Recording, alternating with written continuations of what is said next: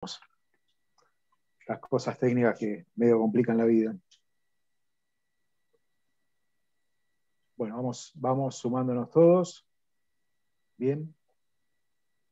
Perfecto. Bueno, quien quiera interrumpirme, vuelvo a decirlo, no hay ningún problema.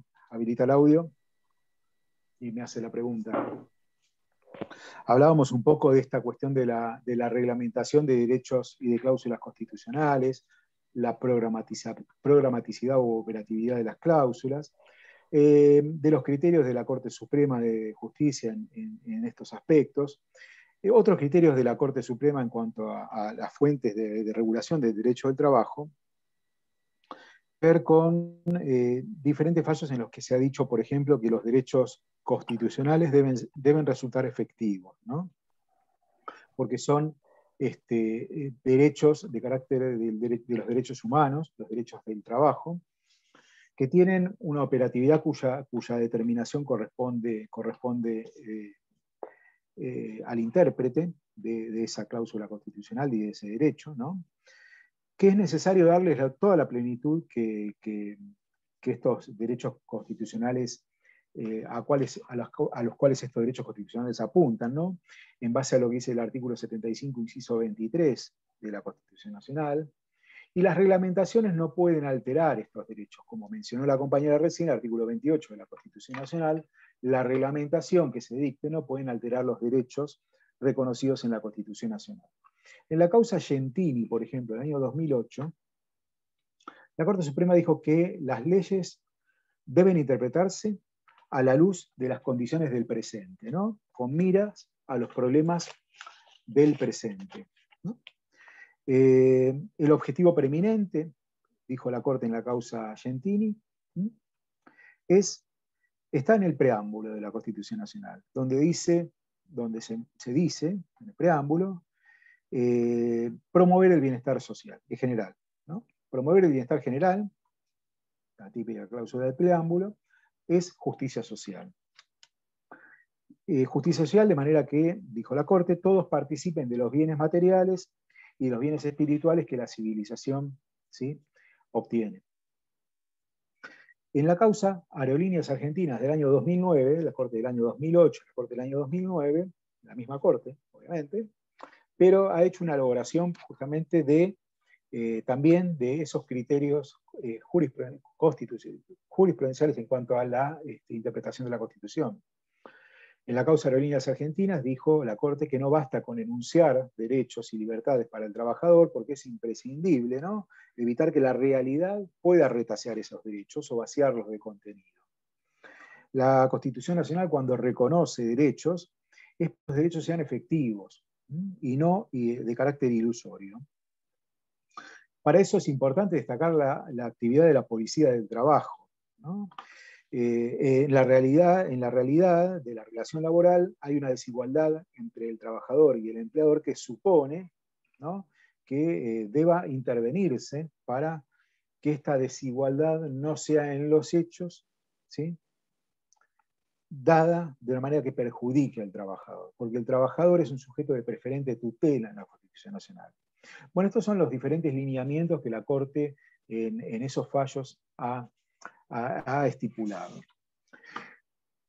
Como decíamos antes, la ley es instrumento sobre el cual recae la responsabilidad de reglamentar el ejercicio de los principios, de las garantías y de los derechos reconocidos en la Constitución Nacional. Artículo 28 de la Constitución Nacional.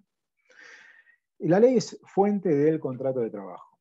Hay leyes de distinta naturaleza y diferentes niveles, ¿no? La ley de contrato de trabajo toma parte como una norma de carácter general, ¿no?, de carácter amplio de aplicación. Aunque existen otras leyes especiales, ¿no? Por ejemplo, los estatutos que regulan la actividad de ciertas profesiones u oficios que vamos también a analizar, ¿no? Esas son leyes especiales. A diferencia de la ley general, que es la ley de contrato de trabajo, que es de una aplicación bastante amplia, existen estas otras leyes de carácter especial. En el sentido formal también, junto a las leyes, deben integrarse al sistema de derecho del trabajo como regulación del contrato de trabajo las diferentes disposiciones, los diferentes decretos, ¿no? Las resoluciones que se dictan desde el ámbito público, porque justamente son manifestaciones emanadas de los diferentes niveles del sector público. Hay otras leyes que son las leyes no laborales. Las leyes no laborales se integran al ordenamiento jurídico laboral con el propósito de reglamentar, ¿no?, aspectos no vinculados directamente al contrato de trabajo, pero que justamente inciden en las condiciones del contrato de trabajo. Por ejemplo, la definición de acreedor o de deudor, bueno, que no la encontramos en el contrato de trabajo, en la ley de contrato de trabajo, sino en el Código Civil y Comercial. La definición de pago, lo que es una obligación, bueno, son todos institutos regulados en otras leyes que no son de carácter laboral. Las leyes son fuente de derecho al trabajo, porque así lo dispone el artículo 31 de la Constitución Nacional, obviamente. Sobre este tema, tenemos que hablar también de la aplicación de la analogía, la aplicación analógica de las leyes. Este tema está expresamente contemplado en el artículo 11 de la Ley de Contratos de Trabajo.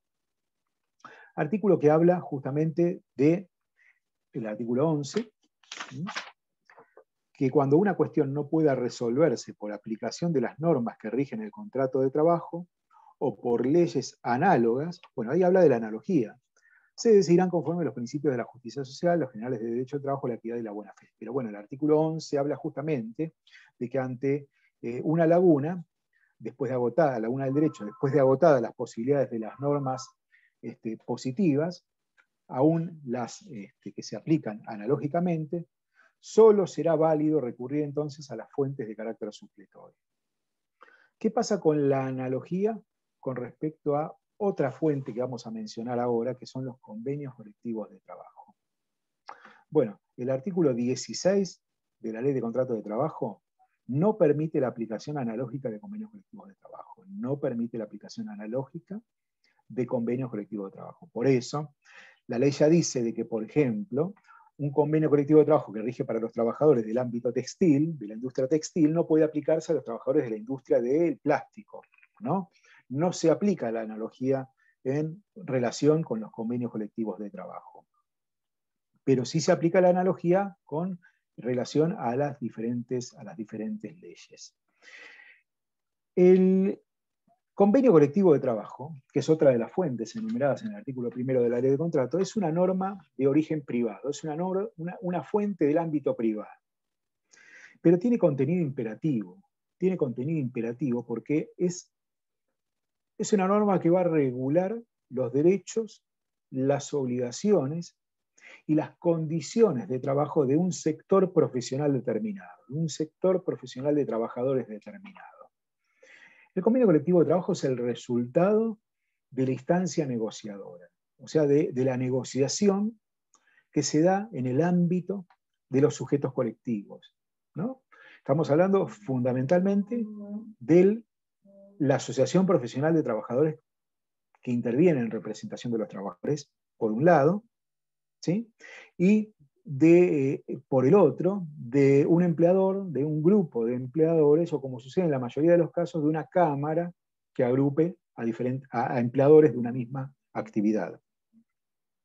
El derecho a negociar colectivamente no solamente está reconocido, ¿no?, en la Constitución Nacional, sino también en los convenios internacionales de trabajo, ¿no? Convenio 87, 98, de la OIT, justamente. Estos convenios internacionales de trabajo van a ser justamente de aplicación en el ámbito del derecho del trabajo, pero hay otros convenios, hay convenios donde se habla justamente de derechos sindicales, como sucede en este caso. Bien, ¿alguna pregunta hasta acá? Estamos más o menos siguiendo el lineamiento del artículo 1. El artículo 1, ¿sí?, se vincula también con lo dispuesto en el artículo 2 de la Ley de Contrato. ¿Y en qué aspecto? Dijimos, cuando hicimos esta enumeración, de que el contrato de trabajo y la relación de trabajo, después vamos a ver la diferencia entre contrato y relación de trabajo. No es lo mismo contrato de trabajo que relación de trabajo. Esto lo vamos a dejar para el próximo módulo, digamos, después del examen. Bueno, dice por esta ley, o sea, la ley de contrato de trabajo, por las leyes y estatutos profesionales.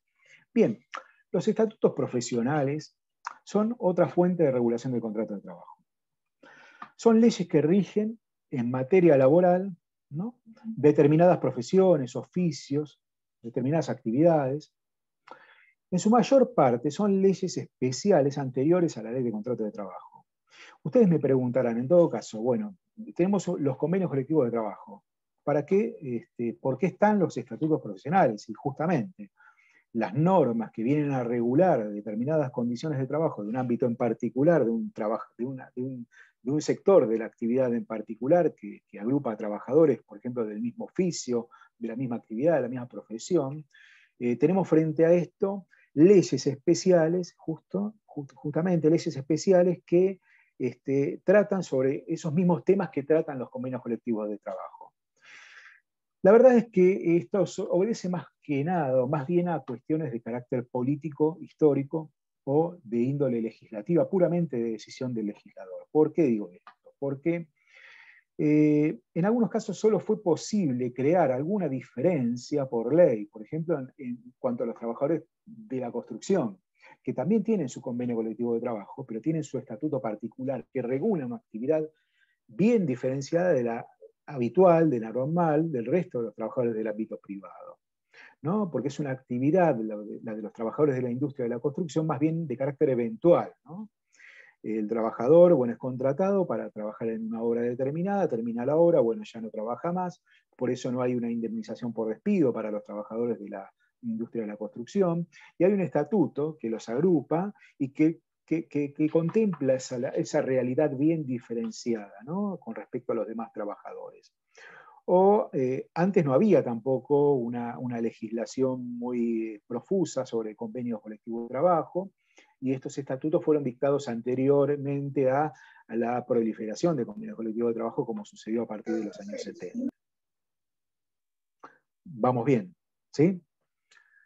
El problema que se plantea, en todo caso, es con las cuestiones de superposición entre la ley de convenio colectivo, entre la ley de contrato de trabajo y el estatuto particular. Tenemos el estatuto de trabajadores de casas de renta y propiedad horizontal, ¿no?, estatuto de trabajadores de servicio doméstico, que ahora es de casas particulares, el estatuto de trabajadores agrario, el estatuto de los trabajadores de la industria de los periodistas, ¿no?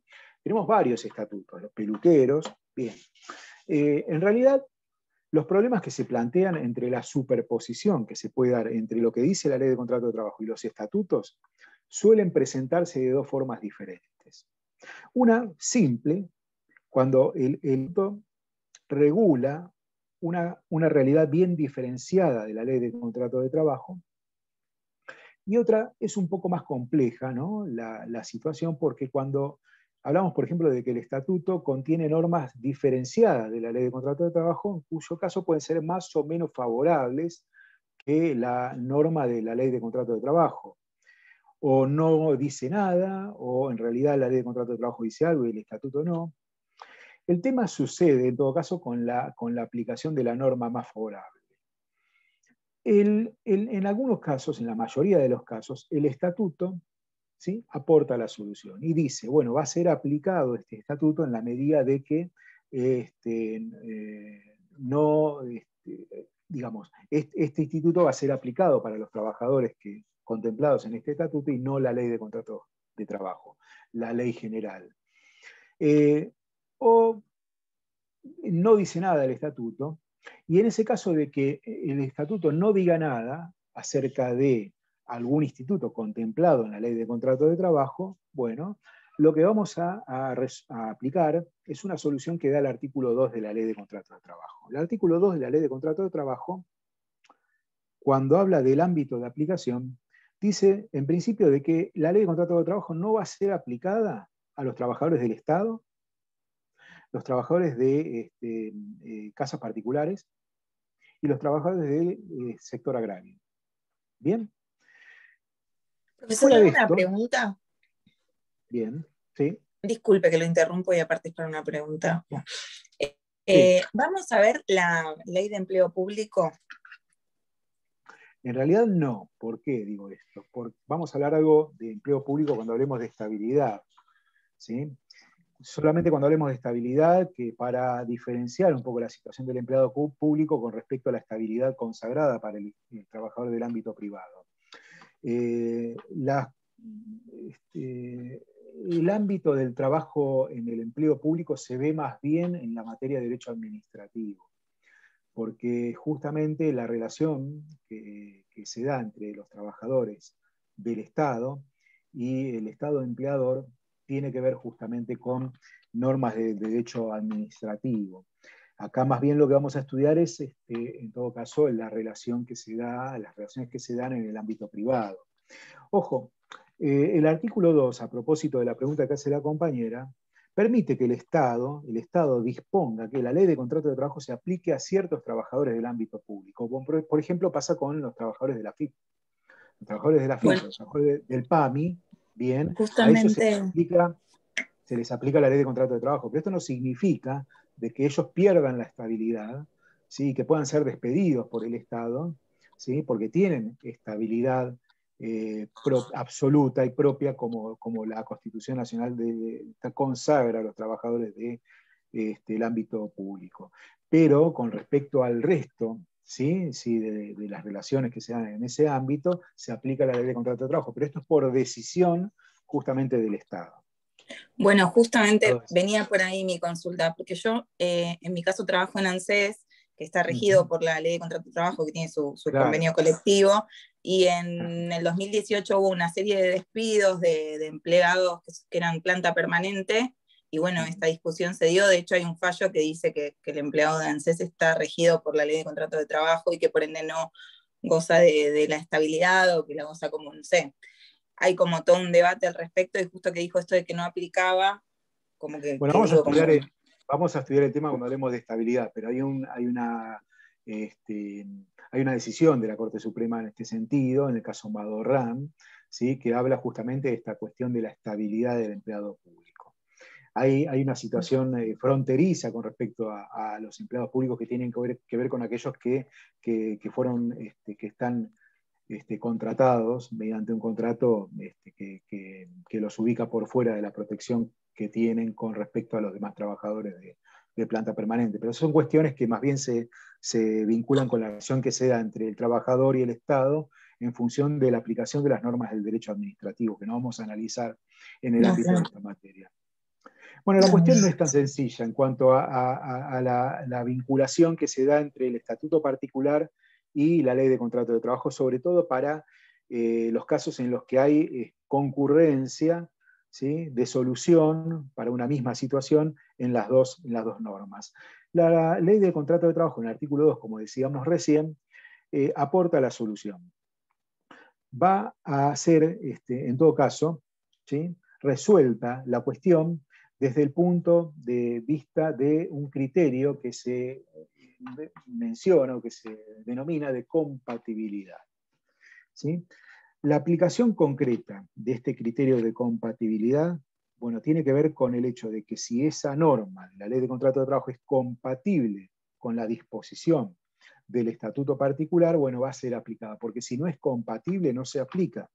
Entonces hay que hacer un estudio de compatibilidad de las normas. Por ejemplo, en el ámbito de los trabajadores de la construcción, bueno, se aplica lo que se llama el fondo de desempleo. Cuando el trabajador ya no tiene más trabajo porque la obra terminó, bueno, a lo que tiene derecho es a unos fondos, ¿sí? Que se llaman fondos de desempleo, que el empleador va depositando todos los meses y que el trabajador, cuando termina de trabajar, bueno, tiene derecho a retirar esos fondos. Entonces no importa si el trabajador renuncia, lo despiden con causa o sin causa, bien, no hay indemnización por despido. Entonces el instituto de la extinción del contrato de trabajo no es compatible bajo este criterio de compatibilidad con las normas justamente del Estatuto de Trabajadores de la Construcción.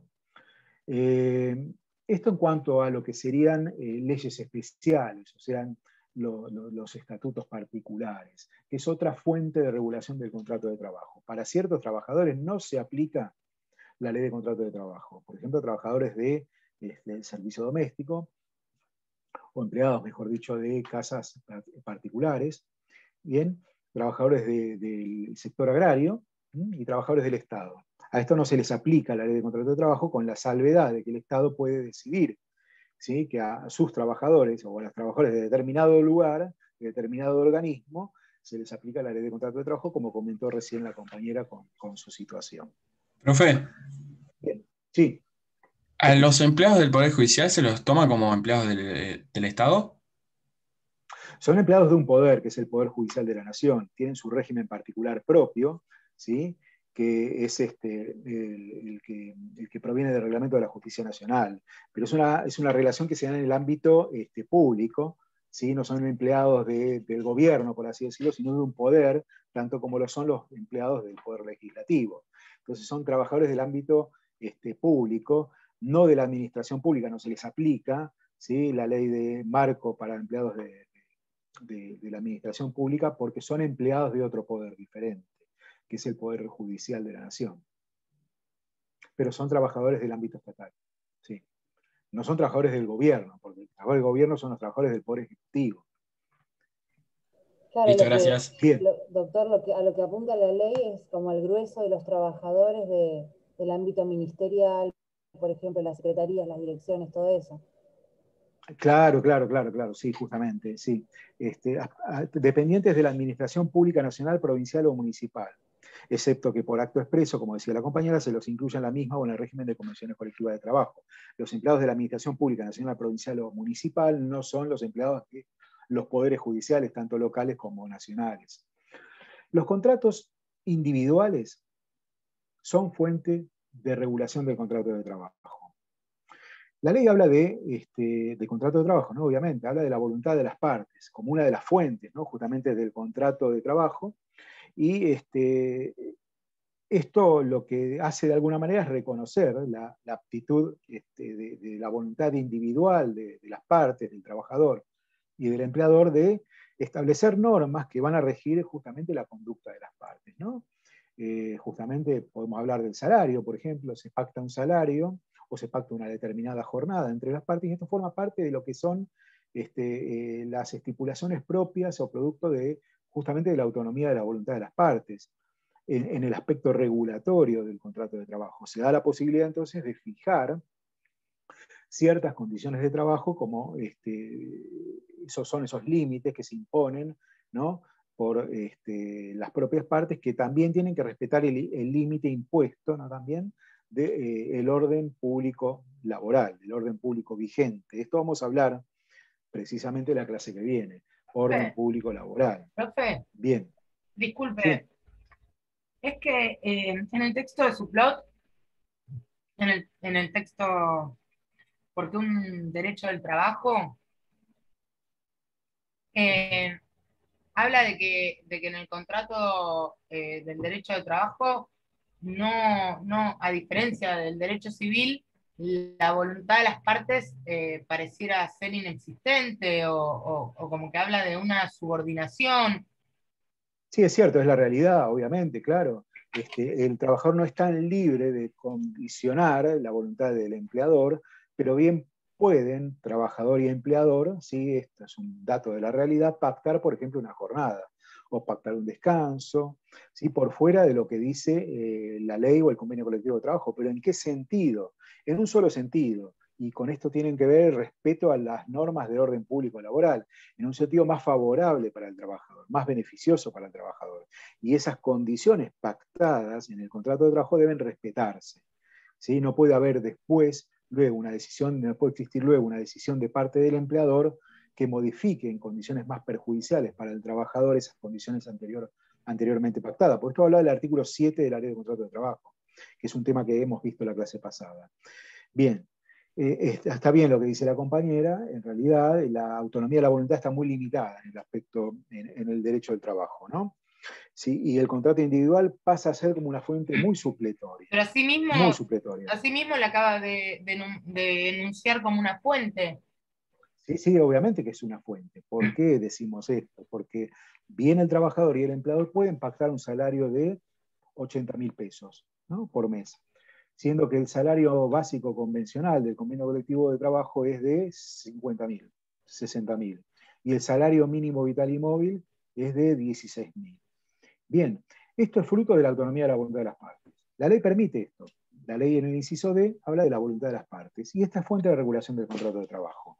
Y esta fuente, esta condición contractual pactada, ¿sí? El salario de 80.000 pesos, bien, ustedes me van a decir, bueno, esto lo impuso el empleador, pero el empleador, en virtud de una condición que está autorizado por la ley para hacer esto, digamos, que tiene que ver con la voluntad de las partes. El trabajador va a aceptar esta condición contractual, bien, y esta condición contractual tiene que ser más beneficiosa para el trabajador en la medida de que respete el orden público laboral. Existe el contrato individual de trabajo entonces como fuente de regulación, porque la voluntad de las partes es justamente una de las fuentes que menciona el artículo 1 de la Ley de Contrato de Trabajo y reconoce la autonomía de la voluntad que en ese aspecto regulatorio existe en el ámbito del contrato de trabajo también. Las partes pueden pactar condiciones contractuales en un sentido, en el sentido más favorable para el trabajador. Creo que estamos ahí sobre el límite de este segundo bloque, así que si quieren pasemos al último. No nos quedan muchos temas, pero tengo miedo de que se corte. Bueno, si ingresamos a lo mismo. Ahí tengo mi... Dale, bien, gracias.